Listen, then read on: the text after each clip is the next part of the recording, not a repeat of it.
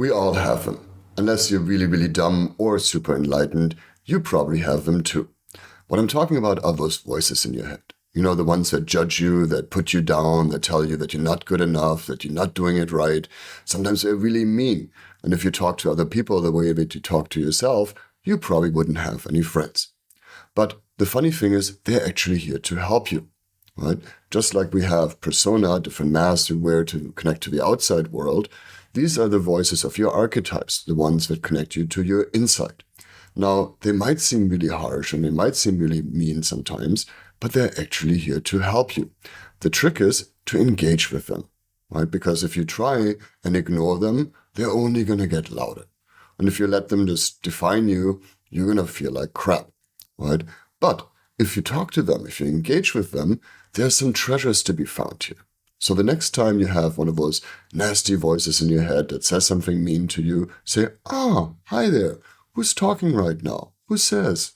Right? Because oftentimes these voices come from early childhood imprints where some teacher or our parents or some other kids said something to us that we imprinted in our brain deeply and that we keep going back to again and again and again until we actually engage with that voice and resolve it.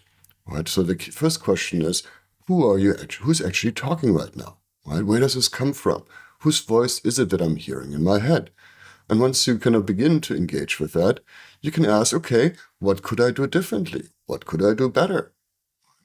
And suddenly this voice becomes your supporter instead of someone who just puts you down. And you can actually learn from that moment and from that experience. The important thing is to be kind to yourself. Right? It's really easy to put yourself down. It's really easy to not feel good enough. Right? Nobody is. But that just means we're all still learning. And these voices are there to help you with that. So when that voice comes up next time, ask it, who's speaking right now? Right? Where does this come from? Who's saying that? Right?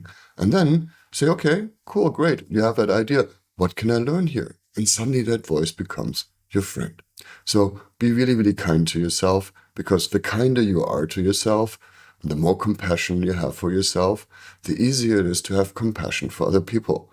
If you understand that we're all works in progress, that we're all trying to do our very best here, no matter how terrible it might seem on the outside sometimes, or how dumb people might appear sometimes, they're all still also doing their best. And the kinder you are, the more compassionate you are with yourself, the easier it is to be kind and compassionate with all the people around you. So, number one rule in life, be kind.